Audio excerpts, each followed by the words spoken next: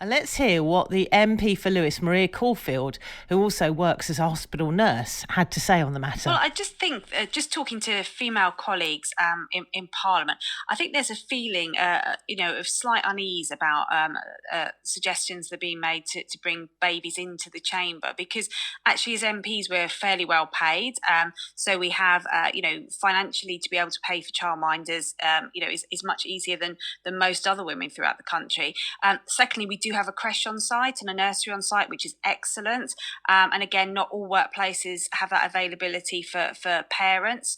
And also, it is about the practicality of bringing children into work. Most workplaces that people up and down the country work in, while they're flexible around childcare, would not allow you to bring your children into work. They may do on the odd occasion where there's, an emergency issue, but on the whole, that doesn't happen. And we need to be reflecting what happens in the real world up here in Parliament. When we're talking about a very tiny baby, though, and a baby that, as Caroline Lucas, one of your fellow Sussex MPs, has pointed out, was actually far less disruptive than many braying backbenchers. Baby slept throughout, very quiet, well behaved. Does that really make any difference? Shouldn't we allow some flexibility? I mean, there is some flexibility. So Stella was, allowed to bring her baby in for one of the debates in what's called Westminster Hall, because, we understand that, things can be tricky for young mums. But also, I think Stella's baby is 13 weeks old. And for mums who want to take maternity leave, which, is not easy to always get in the workplace. Sometimes you really set the minimum amount, and once you want to take any longer, then your pay is reduced. So it's not easy in terms of maternity pay. But the idea that you then should be present at work puts pressure on other women who do want to take that time off to spend with their new baby.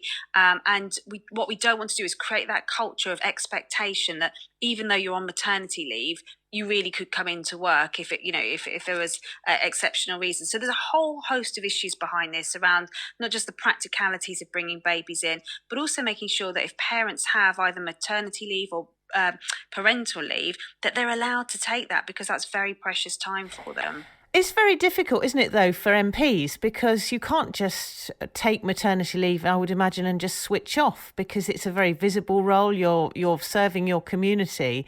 And so I suppose there could be an argument that in these cases, there's quite exceptional circumstances.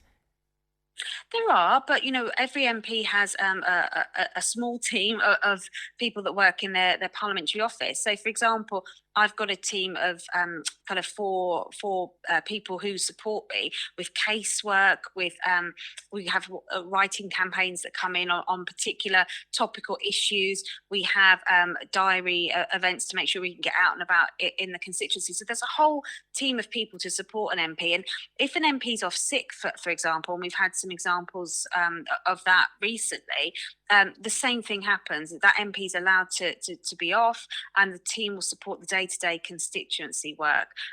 And so, there is that flexibility around that. And Stella and any, new mum or dad also has the proxy vote system, which came in a little while ago, so that their votes are still being casted and they can direct their proxy to vote in whichever way they want. So there's a number of measures to help them get through that period.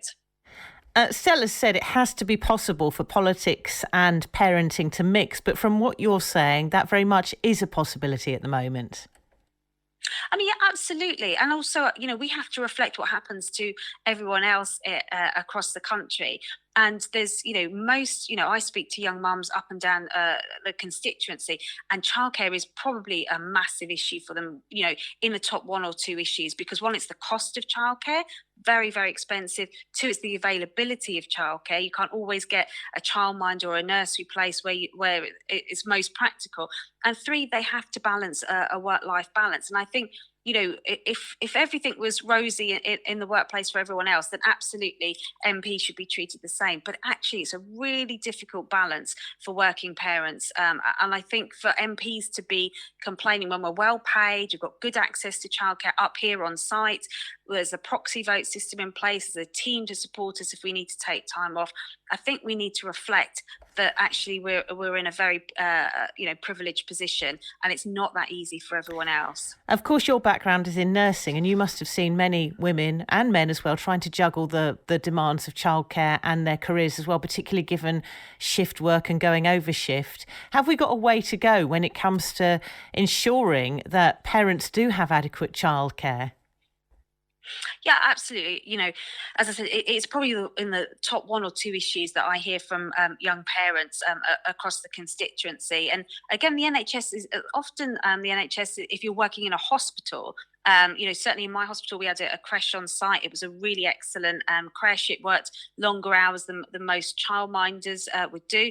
But again, if you're working in a GP surgery, if you're working as a paramedic or in one of the emergency services, that's not always available. And working shifts is pretty tricky as a parent, because I know from colleagues that used to work nights, they'd work a night and wouldn't necessarily get any sleep during the day before they'd be back on nights again, having to do the school run, either take them to school, pick them up before a night shift, or working weekends when there's not necessarily childcare around.